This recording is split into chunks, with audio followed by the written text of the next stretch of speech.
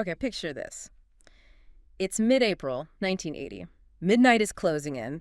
We're in Harare, the brand new capital of Zimbabwe. Right. Previously Salisbury. Exactly. And Rufaro Stadium is absolutely packed. We're talking over 30,000 people, mostly Africans, and they're there celebrating. A huge moment. The official end of British colonialism there, and crucially, the defeat of that illegal white minority regime, Rhodesia. It was the birth of a nation, but wow, it was hard won. 15 years of just brutal war to get there. Yeah, and the atmosphere must have been incredible. A real anti-colonial victory cry. You had Prince Charles there, representing the old guard, the fading British Empire. But the real emotional peak, wasn't it Bob Marley? Oh, absolutely. Bob Marley takes the stage. And this is just, 45 minutes after they actually had to use tear gas because the crowd was so huge and restless. That's intense. It really was. He performs Zimbabwe, which is, one of his last really big important songs. The feeling in that stadium, this mix of pure joy, the recent violence, the hope for the future, it must have been electric. And there's a deep irony there, isn't there, Marley? This symbol of Pan-African unity, but the song itself, it's got that line warning against divide and rule. Exactly. And the sources we're digging into today really hammer this home. The liberation movements, ZPU and ZANU, they had fought bitterly divided at times, even though they were fighting for the same goal, freedom. Right. So that's kind of the core of this deep dive, isn't it? We're not just looking at the celebration, amazing as it was. We need to understand the 15 years of conflict before that moment. Precisely. In our source material, which leans heavily on Gerald Horne's research, it offers a pretty powerful reframing. It argues that the real story, from the perspective of Ian Smith's regime and its backers, wasn't just about fighting a war. It was about actively trying to stop that independence from ever happening. So our focus today is really on that sustained global effort, particularly the U.S. role in trying to keep that white minority regime afloat from 1965 right up to 1980. That's the mission. We're using this research as a lens, almost a shortcut, to understand this incredibly complex web. We're talking ideological support, money, weapons, all flowing in to help this tiny European minority wage war against the majority African population for a decade and a half. Yeah, and it wasn't just some internal squabble. The sources make it clear this was basically an international civil war. And critically, the U.S. was way more involved in propping up Rhodesia than, the standard history is often led on. Okay, so before we get into the U.S. angle specifically, we need to establish what exactly Rhodesia was. What was the U.S. actually supporting, even tacitly? It was a classic settler colony, right? Founded back in the 1890s by Cecil Rhodes and his pioneer colony. Textbook example. And from day one, it was built on racial hierarchy and exploiting the land and labor. Power was entirely defined by race. The numbers are just staggering when you lay them out. You've got this European-descended group, maybe 350,000 people at their absolute peak. Yeah, less than 4% of the total population. Tiny. Yet they controlled everything. The government, the economy, the best land. The contrast the sources paint is just stark. It really is. You had the European suburbs, like in Salisbury, soon to be Harare. The descriptions sound like, wealthy parts of Southern California. Yeah. Big houses, swimming pools, these huge green lawns, servants' quarters out back. All built on the backs of the African majority. Completely. And then you look at the African townships, like Harare Township itself. Cramped conditions, often lacking basic sanitation, no modern plumbing, maybe no running water at all. And the diet described, mostly sadza, that cornmeal mush. The research makes this comparison, calls it scrumptious, almost sarcastically, comparing it to grits in the U.S. South. It really drives home the deliberate, systemic deprivation. Yeah, the whole experience for the majority was, as the source puts it, nasty, brutish, and short. And the driving force for the European settlers, it was simply to hang on to that incredibly privileged lifestyle, that economic dominance, protected from any kind of majority rule. Which leads directly to the Unilateral Declaration of Independence, the UDI, in November 65. Exactly. That fear of losing privilege was the trigger. Ian Smith's government basically said, nope, we're breaking away from Britain. Why? Because London was starting to make noises under international pressure about maybe eventually insisting on majority rule, those 5 principles they talked about. So Smith jumped the gun, declared independence illegally to lock in white rule indefinitely. Essentially declared war on the future, on the idea of a black-led Zimbabwe. Pretty much. And this is where it gets really crucial for anyone studying anti-colonialism, looking at that global context. Yeah. Washington, They gave immediate tacit support to this illegal racist regime. Yeah, the timing is wild. UDI happens right when decolonization is sweeping across Africa. But back in the U.S., 1965 is also the year of the Watts riots in L.A. And the Voting Rights Act. Huge domestic shifts happening. So the Johnson administration, according to the research, didn't just see Rhodesia as some far-off foreign issue. It was an abiding concern, tangled up with their own domestic racial tensions. Absolutely. The analysis argues that the U.S. foreign policy folks were dealing with this massive backlash from white Americans who were furious about the civil rights movement making gains. Right. So the theory goes, supporting Rhodesia, which was busy painting itself as this crucial anti-communist bastion, well, it let Washington kind of signal support for white supremacy abroad. It was a way to potentially appease that white anger back home, perhaps, without directly undermining the civil rights laws they just passed. A real balancing act. A spectacular contradiction, really. How do you square that circle? Well, the Cold War provided the perfect cover story, didn't it? Frame Rhodesia not as a racist state, but as a vital strategic ally against the spread of communism. It transforms this defense of raw racial hierarchy into, a necessary geopolitical move. So U.S. domestic politics, that white backlash against civil rights, directly influenced how America approached this anti-colonial struggle thousands of miles away. It warped the whole perspective. Yeah, and that brings us right into the ideological battleground. Because the Rhodesian regime was really savvy about this.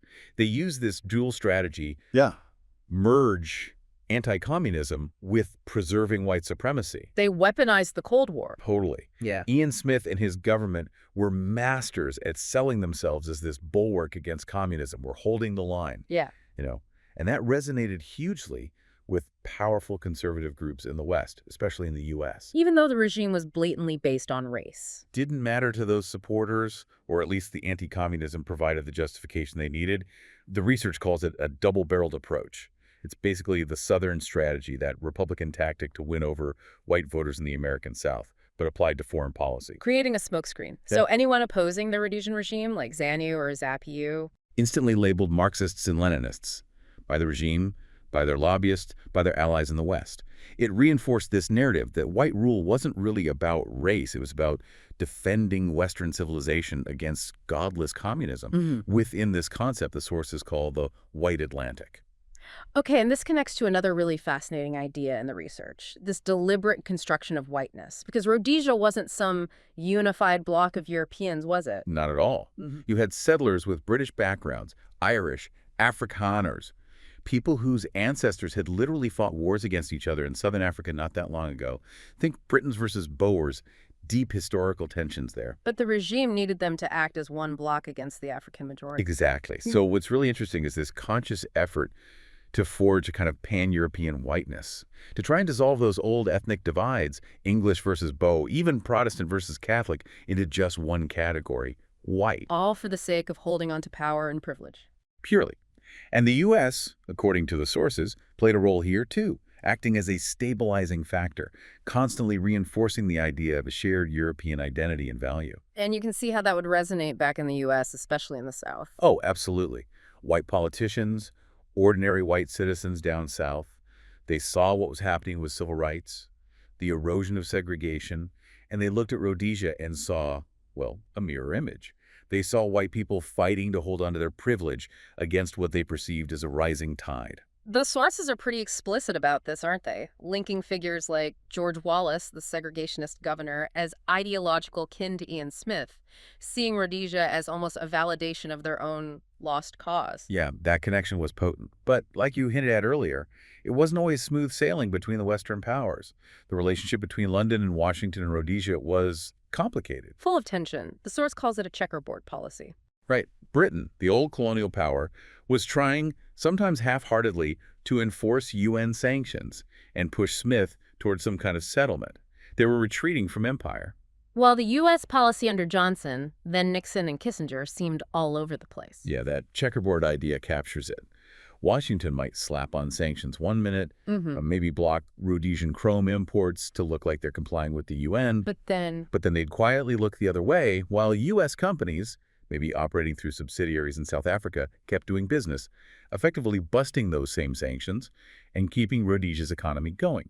So what drove that inconsistency, that hypocrisy? A lot of it boils down to that domestic race issue again. Look at the Carter administration later on. Carter needed African-American votes. Hmm. He had key figures like Andrew Young as UN Really ambassador. pushing hard against apartheid in Rhodesia. Exactly. So Young and his allies had real political leverage, and they used it to push Washington towards a more critical stance, limiting open support for Smith. But at the same time, you still had those powerful conservative forces, the ones energized by Nixon's Southern strategy. And they were cheering Rhodesia on. They saw the fight against ZANU and ZAPU as part of a global struggle against a black revolution that threatened white people everywhere. So you have this fundamental split. Officially, Washington's distancing itself from Smith, but powerful elements within the U.S., politically and, as we'll see, covertly, were actively helping him stay in power. It's quite something. The power of that Cold War anti-communist narrative was just immense, allowing this deep contradiction over race to persist within U.S. policy for years. Okay, so we've talked ideology. Let's shift to the nuts and bolts. How did Rhodesia physically keep fighting for 15 years? Where did the military muscle and the money come from, especially given the sanctions? A huge part of the answer lies in something often downplayed. Mercenaries, the soldiers of fortune. Right. This wasn't just a few oddballs, was it? Not at all. The sources argue mercenaries were fundamental to the Rhodesian war effort. We're talking hundreds, probably thousands of foreign fighters. Many of them American citizens. How many are we talking, roughly? Some reports cited in the research suggest that by late in the war, maybe 1979, the total number of foreign fighters might have hit 15,000. 15,000? Yeah. Out of a total white population of under 350,000. That's a massive chunk of their fighting force coming from outside. It really is. It suggests they couldn't sustain the war effort purely with their own population. They needed external manpower. So why did these guys, particularly Americans, sign up? What was the draw to fight for a regime explicitly based on white supremacy? Well, publicly, the recruitment pitch was heavy on anti-communism. Yeah. Come fight the Reds in Africa.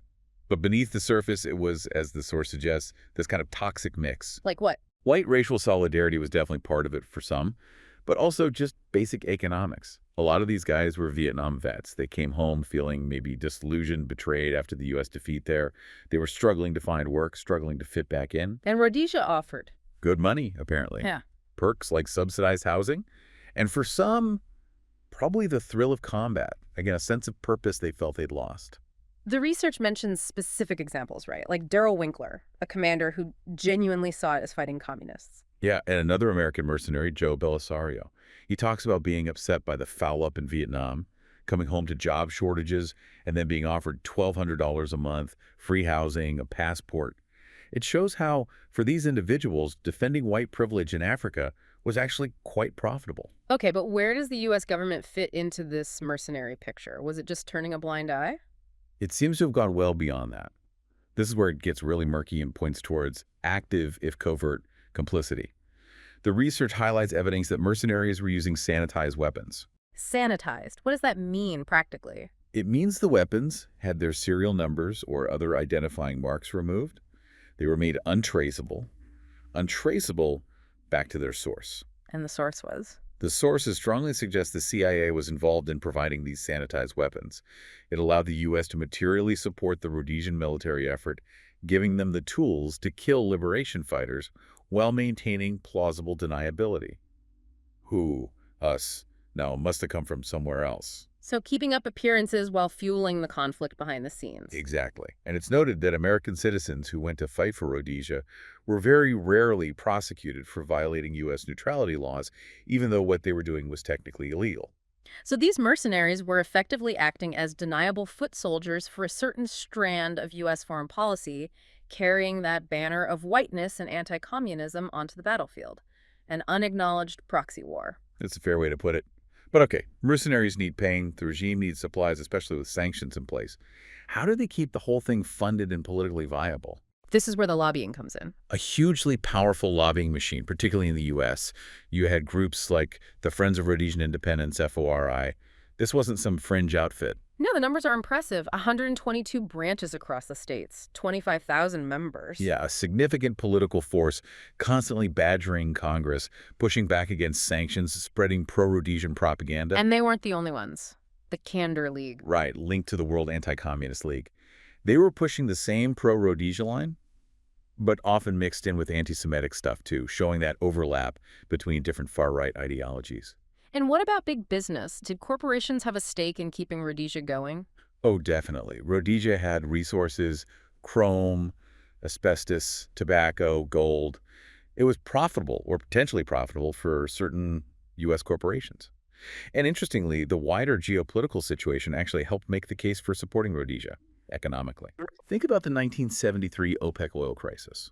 Suddenly, Arab states, and by extension other newly independent nations in Africa and Asia, the Third World, as it was called, started looking dangerous and unreliable to U.S. policymakers. So the argument became, why deal with these unpredictable new countries when you've got Rhodesia? Okay, it's got racial issues, but it's stable, it's Western aligned, it's anti-communist. Precisely. It provided a justification for looking the other way, or actively helping Rhodesia bust sanctions. And they got very good at evasion, especially the oil embargo. Complex schemes involving South Africa and multinational corporations kept the fuel flowing. And for some U.S. businesses, like tobacco, the sanctions were actually kind of helpful. Yeah, it's a bit perverse. Because their international competitors were often hampered by the sanctions, it potentially gave U.S. tobacco interests a stronger position in the global market. Even while Rhodesian goods kept finding their way out through these shadowy networks, it all just helped prolong the conflict. Okay, so we've got Rhodesia fighting on, fueled by mercenaries, lobbyists, and sanctions busting. But what about the other side? The anti-colonial forces ZANU and ZANUU. How did they operate, and how did the wider world play into their struggle? Right, the liberation movement itself was complicated. It wasn't just one unified front. Rhodesian propaganda loved to play up the tribal divisions, ZAPU being mostly Ndebele, ZANU mostly Shona. But the reality was more complex. Much more. There were definitely ethnic dimensions, but the bigger differences were often political, ideological, and crucially, about who their international backers were. They were competing for power and support, which turned the liberation struggle itself into a kind of Cold War battleground. So ZAPU generally aligned with The Soviet Union. They got significant aid from Moscow, from East Germany, fitting into the broader Soviet strategy in Africa. And ZANUU. ZANI looked primarily to China. Beijing was providing aid and training. And this Sino-Soviet split, this rivalry between the two communist giants, had a huge impact on how the U.S. saw these movements. How did Washington read that? Well, Nixon and Kissinger, architects of the U.S. opening to China, tended to see China's support for ZANU as a useful way to counter Soviet influence in southern Africa. It created this really strange dynamic. Where ZANU might actually be seen more favorably by the U.S. than ZAPU. Bizarrely, yes. In some internal U.S. thinking, ZANU was sometimes framed as the lesser evil, maybe even non-racial compared to ZAPU, purely because its main backer, China, was seen as a geopolitical counterweight to the USSR. Wow. So the fate of these liberation movements, their legitimacy in Western eyes, wasn't necessarily about their policies or local support, but about where they fit on the global Cold War chessboard. It absolutely distorted the picture. Policy was being driven by these superpower rivalries, not necessarily the realities on the ground in Rhodesia. And then things got even more intense regionally, didn't they, after the Portuguese dictatorship collapsed in '74? Huge turning point. Portugal's African empire, Angola and Mozambique, Rhodesia's neighbors suddenly collapses. Independence comes rapidly, and almost immediately Cuba starts sending troops. Tens of thousands of Cuban soldiers land in Angola and Mozambique to support the new Marxist-leaning governments and liberation movements there. Yeah, Henry Kissinger called it a revolutionized geopolitical context. And for U.S. conservatives, this was terrifying. The sight of Cuban troops, backed by the Soviets and Chinese, operating freely in southern Africa. People like Ronald Reagan saw it as a disaster. Absolutely, a sign of American weakness, communist expansion. It massively fueled the urgency among conservatives to double down on supporting the remaining white regimes, Rhodesia and, of course, apartheid South Africa. Hold the line became the cry again, louder than ever. But despite that conservative surge in the U.S., the tide was turning against Salisbury, wasn't it? Support started to erode. It did. International pressure was mounting constantly. And crucially, back in the U.S., the growing political power of African Americans was making a real difference. You mentioned Andrew Young earlier. Exactly. Figures like Young, using their positions within the Carter administration, successfully pushed Washington towards a more openly critical stance on Rhodesia and apartheid. They had the political capital. linked to the Democratic Party's reliance on black voters, and they used it effectively. So that internal U.S. political dynamic really did constrain Carter's options, didn't it? Even if parts of the government were still involved covertly. It absolutely did. It forced the administration towards pushing for negotiations, for some kind of settlement that would inevitably lead towards majority rule. And then there was another factor undermining Rhodesia: internal problems. Within the white regime itself. Yeah, the research points out that this whole project of creating a unified synthetic whiteness actually started to fray under pressure. How so? Weren't they all united against the common enemy? You'd think so, but old habits die hard. There was deep historical distrust, particularly between the English-speaking Rhodesians, who saw themselves as, proper British descendants, and the Afrikaners in South Africa, their powerful neighbor. They saw the Afrikaners as treacherous. That's the term used in the source. There was this reluctance among some Rhodesians to fully merge their identity into this broader whiteness alongside the Boers, who they historically looked down upon or distrusted.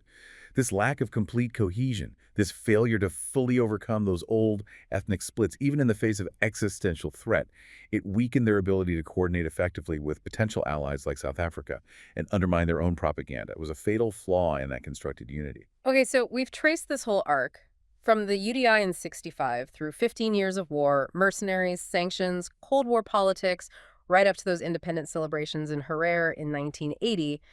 Let's try and pull together the main threads, especially for, listeners and students thinking about anti-colonialism and decolonial struggles today. What's the big takeaway here? I think the central argument from the research is really about the inherent weakness of an ideology like Rhodesia's synthetic whiteness. When your entire system is built purely to protect racial privilege and economic exploitation for a tiny minority, well, it's ultimately brittle. It couldn't hold up against mass mobilization. Exactly.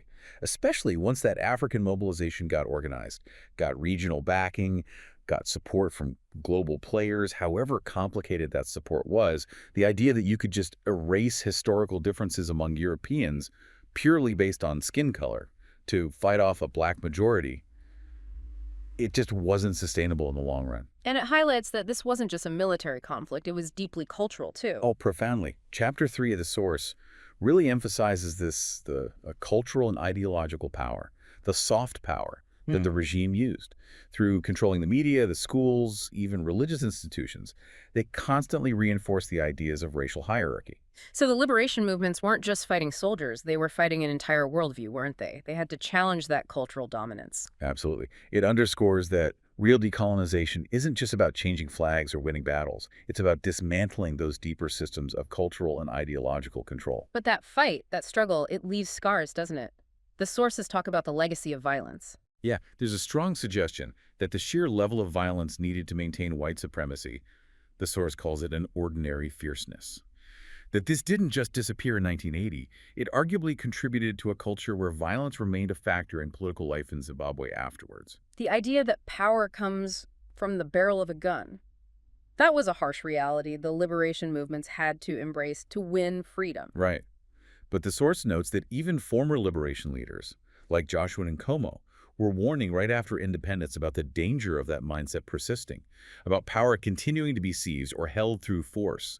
The methods used during the war cast a really long shadow over the new nation's politics. So wrapping it all up, what's the final summary on the U.S. role in all this? I think the clearest takeaway is that Zimbabwe's independence wasn't just some local affair. It was a major anti-colonial victory that unfolded directly in the face of and was significantly shaped and prolonged by sustained U.S. efforts to prevent it.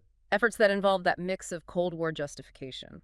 The outsourcing of violence to mercenaries. And this broader ideological project of shoring up global white supremacy. All happening while maintaining a public facade of non-interference or diplomatic pressure. It was, as you said earlier, effectively an unacknowledged 15-year American intervention aimed at stopping Zimbabwe from being born. #outro.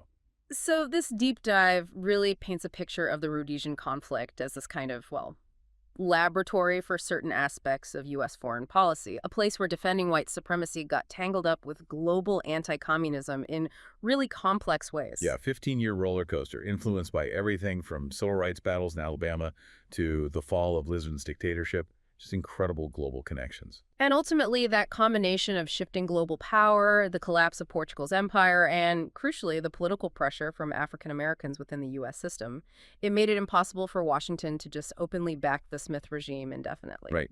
The external pressures, combined with those internal U.S. political dynamics, eventually overwhelmed the forces pushing to maintain that specific form of white rule. Now, when we think about how the story is often told, the narrative after 1980 often focused on the white settlers fleeing, losing their farms, their comfortable lives. The Wen Wests, as they were sometimes called, when we were in Rhodesia. Right. Framing it as a tragedy of lost property and luxury. But the source material pushes back on that, doesn't it? It reminds us that the fundamental loss wasn't just swimming pools and big lawns. It was the loss of a system. A system of racial privilege, backed up by international money, ideology, and guns. That's what eroded in 1980. Power shifted from that tiny minority to the African majority. That was the core change. So thinking about the bigger picture, maybe a final thought for you, the listener, especially if you're interested in these ongoing struggles around decolonization and power today. The research warns us that this phenomenon of mercenaries, linked to privatization, the rise of private military companies, it hasn't gone away since 1980. If anything, it's become more sophisticated, more integrated into the global system. Which raises a pretty unsettling question, doesn't it? When state power can be projected through these untraceable actors, today's soldiers of fortune working for corporations, and when global economic structures still rely on certain ideologies, maybe different ones now, to justify inequality. How secure can any victory against colonialism or racism really be? If the underlying economic drivers and the deniable means of enforcement persist, maybe just changing shape. It suggests the fight against those deep structures of power that funded the Rhodesian War. Well, maybe that fight just continues in new forms, often hidden in the shadows of global finance and private contracts. Something to think about.